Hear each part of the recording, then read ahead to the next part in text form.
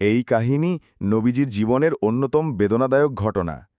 তখন ইসলাম মক্কায় খুব দুর্বল, অনেকেই শত্রুতা করছিল।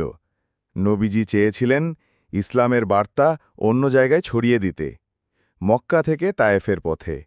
একদিন মহানবী মোহাম্মদ সাল্লাল্লাহু আলাইহি ওয়াসাল্লাম সিদ্ধান্ত নিলেন তিনি তায়েফ নামক শহরে যাবেন।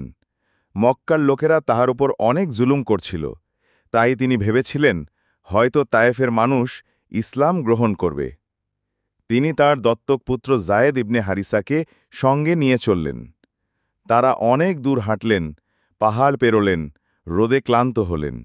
অবশেষে পৌঁছালেন তায়েফ শহরে। তায়েফ শহরে নবীজির দাওয়াত। নবীজি সাল্লাল্লাহু আলাইহি ওয়াসাল্লাম তায়েফের প্রধান লোকদের সাথে দেখা করলেন। ৩ জন ভাই ছিলেন শহরের কুরাইশ নেতা। তিনি তাদের ইসলাম গ্রহণের দাওয়াত দিলেন, কিন্তু তারা উপহাস করল। কেউ বলল, আল্লাহ কি তোমাকেই পয়গাম্বর বানালো? অন্যজন বলল, আমার চেয়ে ভালো কাউকে পায়নি নাকি?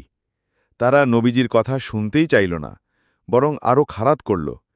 তারা শহরের দুষ্ট ছেলেদের দিয়ে নবীজি এবং জায়েদকে পাথর মারতে বলল।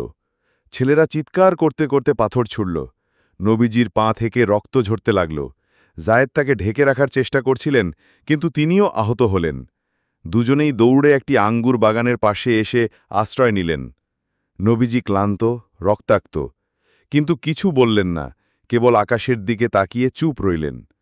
তিনি বসে থেকে এভাবে দোয়া করলেন, হে আল্লাহ, আমি আমার দুর্বলতা ও অক্ষমতার কথা তোমার কাছে বলি। তুমি যদি আমার উপর অসন্তুষ্ট না হও, তাহলে আমি কিছুরই পরোয়া করি না। এই দোয়া ছিল অত্যন্ত হৃদয় বিদারক। তিনি কাউকে অভিশাপ দেননি, বদদোয়া করেননি।